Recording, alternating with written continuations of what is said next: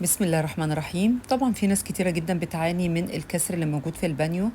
وطبعا لو جابوا سباك او جابوا اي حد هيقول لهم على مبالغ كبيرة جدا عشان يشيلوا البانيو والبلاط اللي حواليه وطبعا خط الصرف والحاجات دي كلها. انا كان عندي الكسر ده بقاله فترة طويلة وبدأ يسرب، واتفاجئت بيه ان البانيو بيكون تحتيه طبقة من الخشب، وطبعا شربت كمية كبيرة من السوائل وفترة طويلة طبعا، وبدأ البانيو كله طبعا اتأثر. طبعا انا جبت صنايعي وبدأ يشيل كل الاجزاء الفايره دي، والخشب طبعا اللي مليان ميه شاله كله، وفوجئت ان تحت الطبقه دي كان في ميه كتيره جدا موجوده على السقف. طبعا هو شالها كلها وبدأ يجيب بقى اسمنت ابيض وعمله زي عجينه وبدأ يفردها، حتى هو برضو رفع الجوانب اللي موجوده في البانيو لان فيها خشب برضو كان شارب ميه، فبرضو حط اسمنت ابيض عشان يشرب كل السوائل اللي موجوده في الخشب.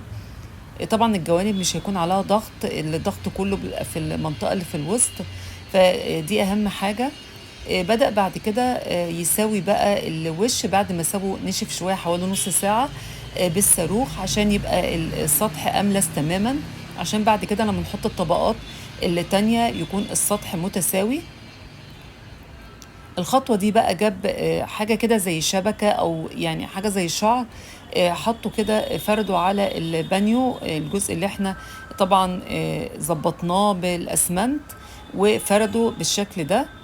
وبدأ يجيب مادة اللي هي بيصنعوا منها البانيو وبدأ يدهن السطح بالشكل ده كله، ويساوي الطبقة دي اللي بتخلي البانيو يكون متماسك ويتحمل طبعا المية والضغط عليه. بعد الخطوة دي حط طبقة معجون وبدأ يسوي السطح تماما، ودهنه حوالي مرتين بنفس المادة اللي بيصنعوا منها البانيوهات، وطبعا بقى جميل جدا. بتمنى فيديو النهاردة يكون عجبكم، بشكركم شكرا جزيلا، والسلام عليكم ورحمة الله وبركاته.